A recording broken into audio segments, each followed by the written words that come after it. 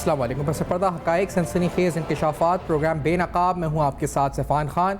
Toshakhana case एक तो अदालती मामला, सेशन कोर्ट में ट्रायल जो चल रहा है या ट्रायल जो इमरान खान साहब पे अब तक जो फर्द जो मायद नहीं हुई, लेकिन इसके अलावा नैब के हवाले से पेशरफ्त क्या है। नैब से जो इस वक्त तक दस्तावेज़ात कॉल अप नोटिस हमने हासिल किए हैं, नैब का क्वेश्चनियर पहले कुछ नुकात आपको सवालनामे के आपको बताते हैं कि इमरान खान साहब से सवालात पूछे क्या गए हैं। 12 सवालात के जवाब नैब ने मांगे। इन सवालात में उनसे पूछा गया कि इमरान खान साहब पहले मांगी गई हैं इन तमाम तहाइफ की जो खरीदारी है, जो इनको बेचा गया। नैब ने पूछा है कि आपने तोशाखाना से हासिल गिफ्ट कितनी बार फरोख्त की है। इमरान खान बताएं तहाइफ में कौन सी चीज़ें फ़रोख्त की, आपने कब और किसको गिफ्ट फरोख्त किए, क्या इन ट्रांजैक्शंस में कोई मिडिल मैन या वुमेन शामिल थी। इमरान खान को गिफ्ट की खरीदारी और फ़रोख्त में शामिल हर फर्द की तफसील की फराहमी का भी कह दिया गया है। F7 की दुकान पर जो इस्लामाबाद में है मुबैना तौर पर फ़रोख्त तहाइफ की तफसीलात भी मांग ली हैं। सवाल ये भी किया है कि बतौर वज़ीर-ए-आज़म पाकिस्तान इमरान खान साहब ने कितने तहाइफ लिए और इमरान खान ने बतौर शवाहिद तहाइफ की तस्वीर भी उनसे मांगी गई हैं। सवाल किया गया कि बताया जाए कि तहाइफ की फ़रोख्त में हासिल रकम बज़रिया बैंक या कैश ली। इस क्वेश्चनियर को भी हम आपके सामने नैब की जो दस्तावेज़ात सामने आई वो भी आपके सामने रखते हैं। इसमें सवाल ये पूछा गया कि briefly explain the procedure followed by you in receiving, commuting and declaring state gifts in the Toshakhana. Did you or anyone from your staff ever note any specifications or maintain any evidence.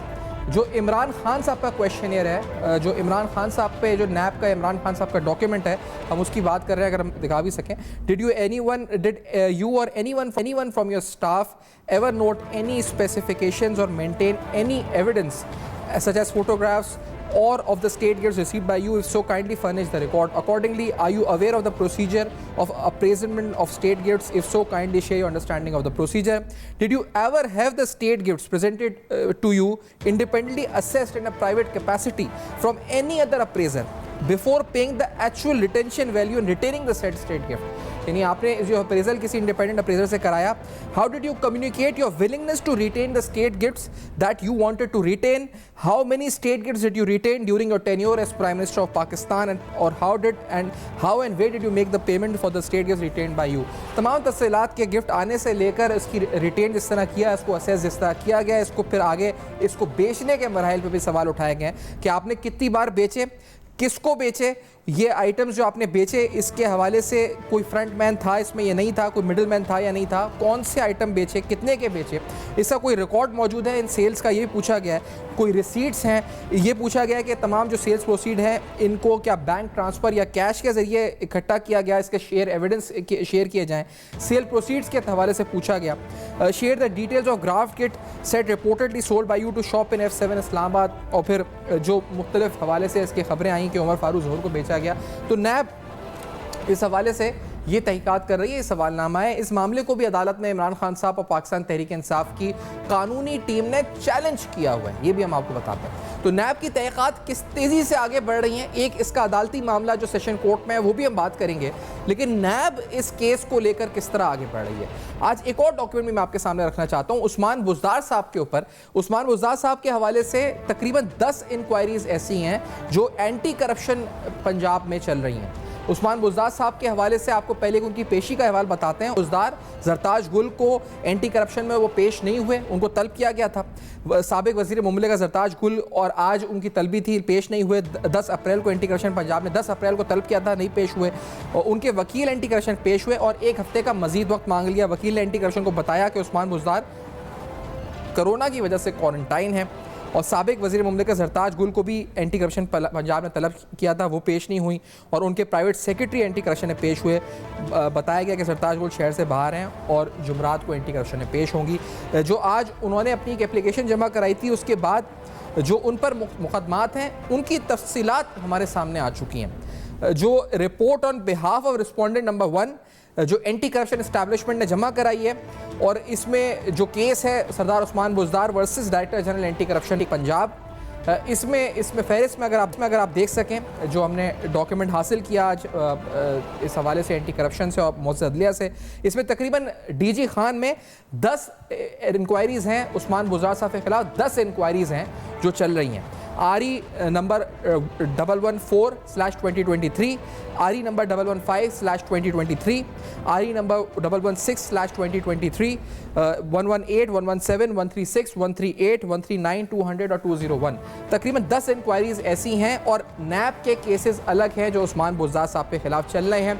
उनमें भी बड़ी पेशरफ्त है। Master plan में तब्दीली, ज़मीनों की बंदरबाट और मुबैना तौर पे ज़मीनों के हवाले से ही और केसेस भी इनमें शामिल हैं। आफ्टर दिस ब्रेक हम आएंगे तो आज आपको नैब तहक़ीक़ात तोशाखाना किस तरह आगे बढ़ रही हैं, उस्मान बुज़दार साहब के खिलाफ करप्शन पंजाब के केसेस और नैब के केसेस, सारी तफसीलात मज़ीद बेनकाब करेंगे हमारे साथ।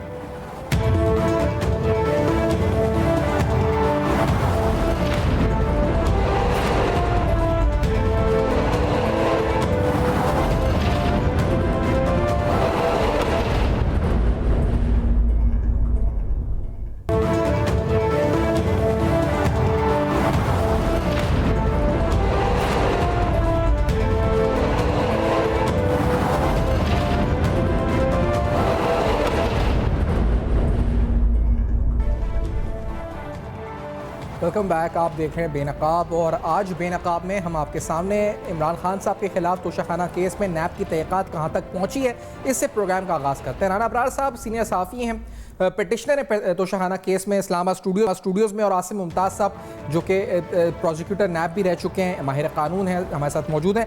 मैं पहले आपसे राना अबरार साहब पूछना चाहूँगा कि नैब की तहक़ीक़ात और नैब किस सुस्त रवि या तेज़ी किस तरह से करते हैं नैब की कारकर्दगी को, specifically speaking about Toshakhana case. Rana Abrar साहब जी तोशाखाना के हवाले से इमरान खान के जो गिफ्ट हैं उनकी तहकीकात में नैब ने बिल्कुल अपना काम सही किया है और टाइम पर किया है।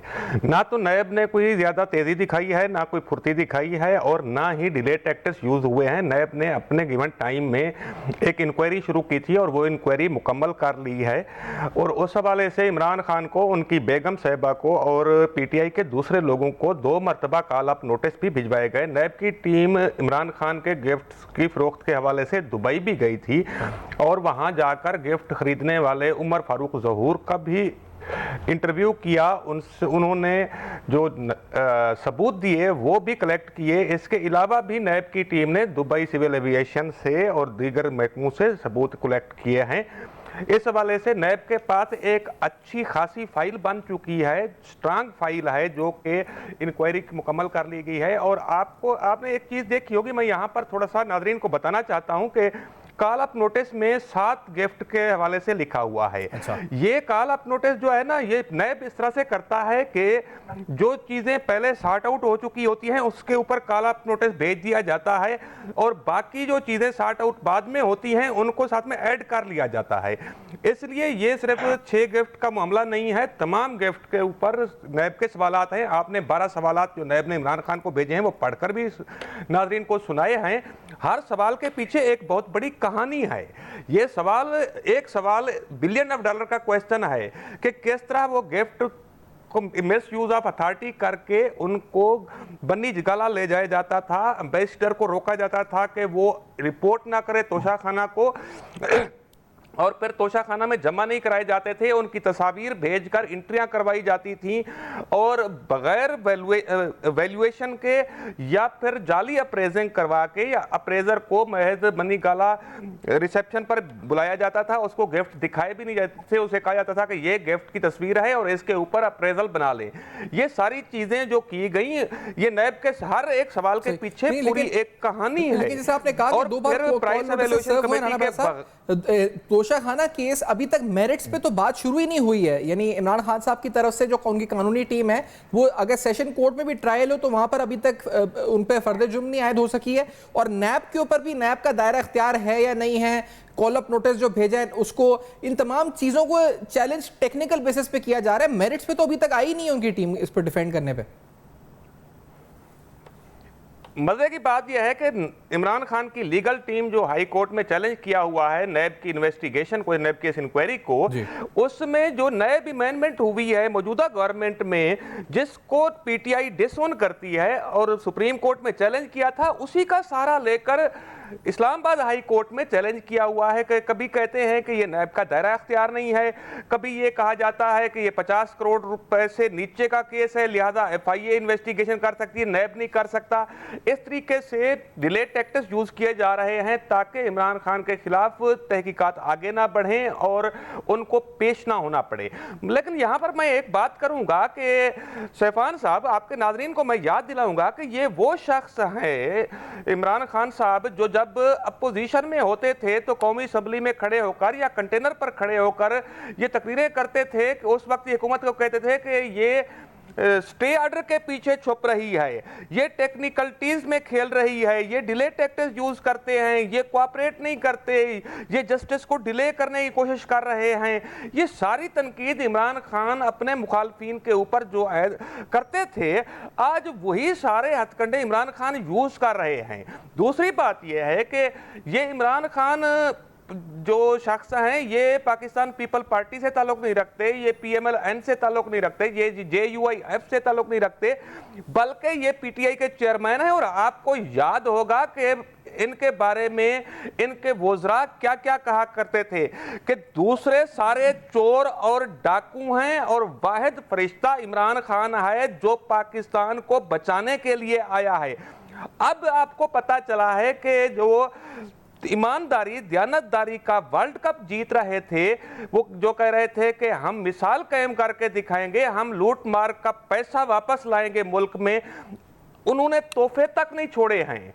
और तोहफे भी कितनी मालियत के, अरबों रुपए मालियत के तोहफे हैं। यहां पर यह भी जरूरी है, मैं समझता हूं कि इस केस की संगीनी इतनी है कि इमरान खान वाहिद वजीर आजम है। अभी आपके सामने तोशाखाना का रिकॉर्ड आया था ना, उसमें जाहिर हुआ है कि इमरान खान वाहिद वजीर आजम है जिनको महंगे तरीन तोहफे मिले हैं।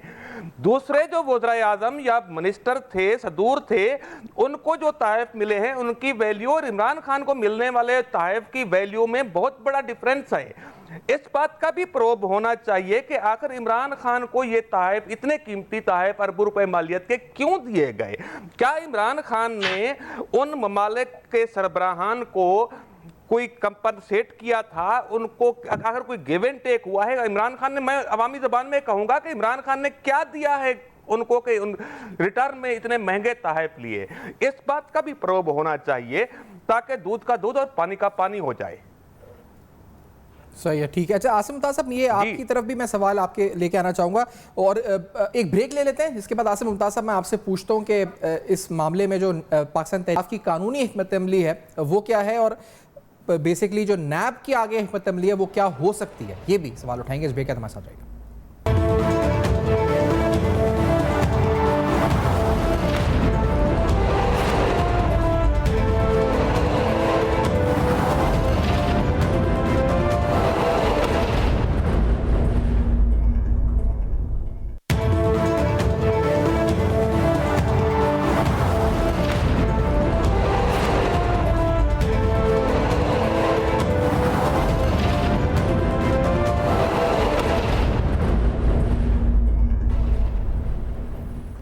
Welcome back. आप देख रहे हैं बेनकाब और आज बेनकाब में आपके सामने नैब ने जो 12 सवालात इमरान खान से पूछे हैं उसके बारे में तफसीलात आपके सामने रखेंगे। वो सवालात आखिरकार है क्या?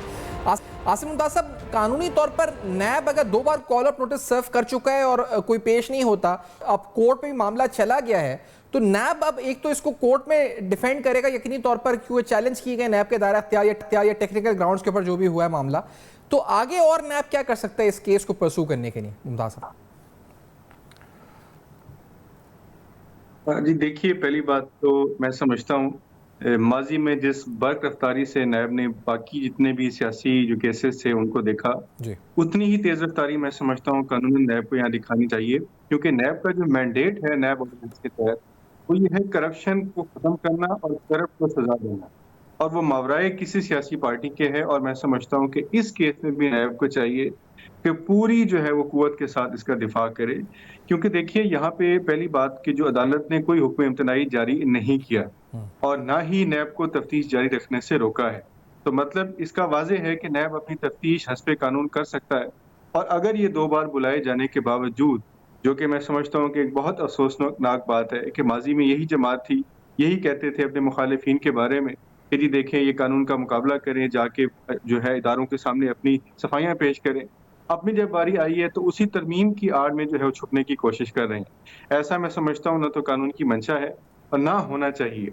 इनको अगर ये अपने मौक़िफ़ में इस कदर साफ़ हैं, तो इन्हें चाहिए अपना वहाँ जाके मौक़िफ़ पेश करें। अब कानून की जहाँ तक बात है तो अगर 2 दफ़ा किसी शख़्स को बुलाया जाता है, सेक्शन 19 जो नैब ऑर्डिनेंस का है उसमें किसी को कॉल अप नोटिस इश्यू हो, अगर वो नहीं आता तो नैब के पास अख़ज़ करने का इख्तियार तो नहीं है। बहरहाल कानून में ये अख़ज़ किया जा सकता है कि इस शख़्स के पास अपने दिफ़ा में शायद कोई चीज़ नहीं है और ये दानिस्ता तौर पे जो है वो फ़रार इख्तियार कर रहा है या केस के डायनामिक्स को तब्दील करने की कोशिश कर रहा है या सफाई देने से कासिर है।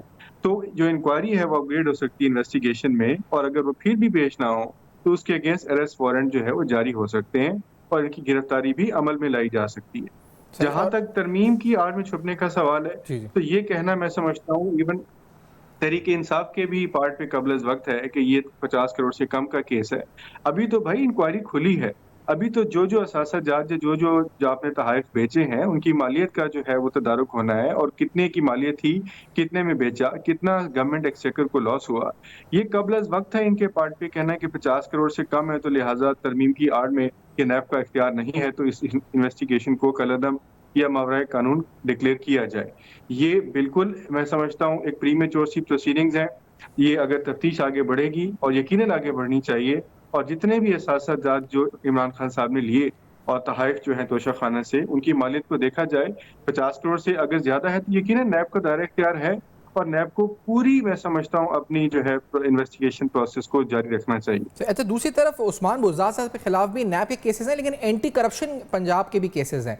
अच्छा, इनकी फहरिस्त भी आज जमा हुई है मौजूद अदालत में और इनकी तादाद तकरीबन 10 बताई जाती है और ये सारी इंक्वायरीज जो एंटी करप्शन पंजाब कर रहा है ये सारी डीजी खान से मुताल्लिक हैं। इसमें इंक्वायरी नंबर 114 से लेकर 201 तक मुख्तलिफ नंबर शामिल हैं इंक्वायरीज के। इधर भी उस्मान बुज़दार साहब पेश नहीं हो रहे। ये कहा गया कि कोरोना का बहाना या कोई भी मेडिकल रीजन या दीगर वजह से ये शामिल तफ्तीश नहीं हो रहे या मावनत नहीं कर रहे। एंटी करप्शन क्या कर सकता है इस सिलसिले में, उसके कानूनी दायरा अख्तियार में क्या है? आसिम साहब। देखिए देखिए कितनी खूबसूरत बात है। अदालत उस्मा जाने के लिए कोई कोरोना नहीं है और जो मजाज इदारा है, जो एंटी करप्शन डिपार्टमेंट है, जिसने अपने कानूनी इख्तियार के तहत किसी को बुलाया है, वहाँ जाने के लिए जो है वो उनको कोरोना है। तो ये एक दोहरा जो मेयार है किसी पार्टी का, मैं समझता हूँ कि ये किसी को भी काबिल कबूल इदारे को या कानून को नहीं होना चाहिए। जहाँ तक एंटी करप्शन का सवाल है, तो कानून में अगर मुख्तलिफ जराइम हुए हैं, तो एक से ज़्यादा इंक्वायरी चलना या इंक्वायरी का जो है वो कानून में ऑथराइज होना कहीं पे ममानियत नहीं है। अच्छा। आप जितना भी कानून उठा के देखें, भले वो एफआईए है, भले वो एहतसाब ऑर्डिनेंस है, भले वो एंटी करप्शन एस्टेब्लिशमेंट एक्ट है 1947 का, कहीं पे कतई ये नहीं लिखा हुआ कि किसी भी फर्द के अगेंस्ट एक से ज्यादा इंक्वायरीज बैक वक्त नहीं हो सकती। जहां तक डीजी खान से होने का सवाल है, तो क्योंकि उनका ताल्लुक डीजी खान से था, यकीनन अगर वहां उन पे इल्जाम है, कोई अलॉटमेंट्स का है, बाकी कोई प्रोक्योरमेंट्स का है, इलीगल इशुएंस का है, तो इंक्वायरीज एक से ज्यादा खुल सकती हैं। तहम उन इंक्वायरीज के मेरिट्स क्या है, ये जाके अपना मौके वहाँ पेश करेंगे, अपनी सफाई में जो इनके पास दस्तावेजात जो सबूत हैं अपनी बेगुनाही को पेश करेंगे, तो महकमा यकीनन इनकी बात को कंसीडर करेगा। और अगर कोई इंक्वायरी महकमा समझेगा कि ये फर्दर कैपेबल ऑफ प्रोसीडिंग्स नहीं है या उसको ड्रॉप करना चाहिए, तो की जा सकती है। ताहम मैं समझता हूँ तरमीम की आड़ में या किसी अदालत के जो है वो हुक्म इम्तनाई की आड़ में छुपना जो है मैं समझता हूँ मसलियत कतई नहीं है। इनको बिल्कुल चाहिए, जैसे ये बाकियों के बारे में हमेशा से इन्हिसार करते आए हैं, जब ये ऐवान में भी थे, कि जी ये क्यों नहीं पेश होते और क्यों अपनी सफाई पेश नहीं करते। इन्हें जाके पूरी अपनी सफाई पेश करनी चाहिए, अगर तो ये बेगुनाह है। नहीं तो मैं समझता हूँ दूसरी बात आसिम साहब, तोशाखाना से मुतल्लिक ही है, कानून में इसकी गुंजाइश ज्यादा देर तक ये लाहौर हाई कोर्ट में ही मामला ऑनरेबल है कि जहां पर हमने देखा है कि तमाम तोशाखाना की तफसीलात कहा जा रहा है कि 90 की दिहाई से लेकर अब तक की उन तमाम को मंजर आम पे लाने का मामला जो चल रहा है। तो ये भी तवक्को रख सकते हैं कि उन तमाम तफसीलात आने के बाद नैब को मुतहरिक होकर और भी बहुत से केसेस मिल सकते हैं या जिन पर नैब आगे इनिशिएट कर सकता है मुख्तलिफ और सियासी रहनुमाओं के खिलाफ भी या मुख्तलिफ वज़ीर आज़म जो साबिक रहे उनके खिलाफ? जी बिल्कुल कर सकते हैं, क्योंकि देखिए वफाक ने जो अपील फाइल की, इंट्रा कोर्ट अपील, जो गालिबन कल जो ज़ेर समाअत थी ऑनरेबल हाई कोर्ट में, वहाँ उन्होंने ये मौक़िफ़ इख्तियार किया जी 1947 से लेके 90 तक तो हमारे पास रिकॉर्ड है ही नहीं। और वो मिनिस्ट्री ऑफ फॉरेन अफेयर्स जो है वो रखा करती थी, उसके पास शायद हो। और 1990 से लेके 2001 तक का उनका मौक़िफ़ ये था कि जी ये रिकॉर्ड जो है हम अभी कोशिश कर रहे हैं, क्योंकि ये कंप्यूटराइज़ नहीं था। कंप्यूटराइज़्ड रिकॉर्ड 2000 के बाद शुरू हुआ है, तो लिहाज़ा इसको हमें करेक्ट करने में, कंपाइल करने में कुछ वक़्त लगेगा। ताहम अदालत की जो ऑब्ज़र्वेशन यही थी कि जी इससे मावराए कि किस साल का है, नहीं है। हम ये चाहेंगे कि 1947 से लेके आज तक का रिकॉर्ड जो है वो मंज़र-ए-आम पे लाया जाए और ये देखा जाए कि कितने तोहफ़े जो हैं हुकूमत पाकिस्तान को मुख्तलिफ अदवार में मिले, किस-किस शख्स ने उस तोहफ़े से खुद को मुस्तफ़ीद किया और कितना नुकसान जो है वो गवर्नमेंट एक्सचेकर को तोहफ़े की जो कीमत कम अदा करने की सूरत में हुआ। और अगर जो शख्स इसमें मैं समझता हूँ मुलविस पाया गया है, तो नैब का दायरा इख्तियार 1985 से आगे है, उससे पीछे नहीं है, क्योंकि 1999 में ये ऑर्डिनेंस आया, इसकी जो कमेंसमेंट क्लॉज़ है, उसमें इसका इतलाक जनवरी 1985 से कहा गया। तो उससे पीछे के जो तोहफ़े अगर रिकॉर्ड पे सामने आते हैं और उसमें लगता है कि किसी फर्द ने करप्शन की है, तो उसका इस्तेहकाक तो एंटी करप्शन एफआईए को चला जाएगा। ताहम उसके बाद नैब जो है यकीनन अपने इख्तियार को इस्तेमाल कर सकता है और जो भी शख्स मुलविस पाया गया, जिसने कौमी खजाने को इन तोहफ़े की अदम अदायगी की सूरत में नुकसान पहुँचाया, उसके खिलाफ नैब को यकीनन चाहिए कि अपना इंक्वायरी और इन्वेस्टिगेशन स्टार्ट करें। ठीक है, और मैं आपसे राना प्रसाद पूछना चाहूँगा, उस्मान बुज़दार साहब के बारे में आपके पास कोई इत्तलात है राना प्रसाद साहब बतौर सहाफ़ी के, क्योंकि उन पे केसेस बन चुके हैं, वो पेश नहीं होते। आज हमने सुना है कि नैब ने भी एक और मामला शुरू किया मास्टर प्लान में तब्दीली का, उसमें परवेज़ इलाही साहब का मुबैना तौर पर नाम है, उनका भी नाम है, तो वो क्यों अवॉइड कर रहे हैं और उनके खिलाफ जो केसेस हैं उनकी नौयत कितनी संगीन है आपकी नज़र में राना प्रसाद? जी, मैं एक बात करूंगा तो फिर गिरां गुजरेगी, क्योंकि मेरा ताल्लुक भी उसी इलाके से है, गो के हमारा जिला राजनपुर है और मैंने इसीलिए पूछा आपसे, जिले से ताल्लुक रखते हैं जी। लेकिन मैं ये बताऊं, आपको भूल गए हैं आप शायद, ये उस्मान बुज़दार तो एक सादा से शख्स हैं, इंतहाई ईमानदार, सादा, बिल्कुल।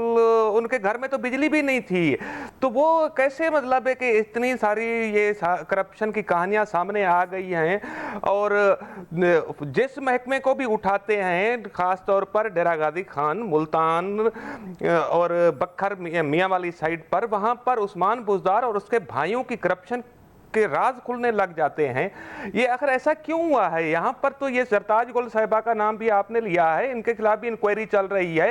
ये खातून भी टीवी के ऊपर बैठकर सबको चोर डाकू कहा करती थी और इमरान खान को और उनकी टीम को फरिश्ता कहा करते थे। ये तो पाकिस्तान को पेरिस बनाने के लिए आए थे। अब इनके खिलाफ ऐसे भयानक इल्जामात आ रहे हैं, भयानक इंकशाफात हो रहे हैं। ऐसा क्यों हो रहा है? हम तो पहले कहते थे कि उस्मान बुज़दार साहब के दोनों भाई ट्रांसफर और पोस्टिंग तक नहीं छोड़ रहे हैं, क्लास 4 के पीएन के तबादलों के भी पैसे ले रहे हैं। ये सारी दुनिया कहती थी, ये सारा तहसील तौसा कहता था। डेरा गाजी खान में ये कहानियां सरेआम का सबके जबानों के ऊपर मौजूद थी, लेकिन टीवी मीडिया को सेंसरशिप ऐसी थी, कंट्रोल किया हुआ था, अखबारों को भी पीटीआई गवर्नमेंट ने, कि उनके बारे में कोई चीज आ नहीं सकती थी, ना पब्लिश हो सकती थी, ना ब्रॉडकास्ट हो सकती थी।